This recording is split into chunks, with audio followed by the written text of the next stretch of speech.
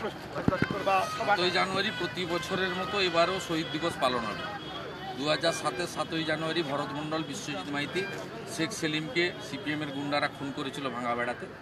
আমরা প্রতি বছরই পালন করি। সূর্য ওঠার আগে প্রদীপ প্রজ্বলন হয়, সেটা হবে। এবং দুপুরে শহীদ মিনার 130 ফুট উচ্চ শহীদ মিনার, উপাসনা প্রার্থনা কক্ষ এবং আপনার দাতব্য চিকিৎসালয় আর প্রতীক্ষালয় ইত্যাদি তৈরি করা হয়েছে।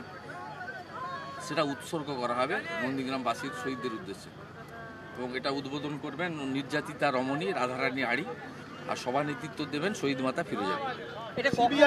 দুপুর 1টা। আংশিক চার্জশিট, ভুল চার্জশিট, চার্জশিটের আমরা সন্তুষ্ট নই। না ওইসব তো যারা অ্যাকচুয়ালি খুন করেছে, অত্যাচারের নেতৃত্ব দিয়েছে, সেই সব লোকের অধিকাংশ লোকেরই নাম নেই। যারা চক্রান্ত করেছে তাদের নাম নেই। আমি নাম বলতে চাই না। আদালতে, হাইকোর্টে বিচারাধীন। আমরা আশাবাদী যে আমরা সুবিচার পাবো।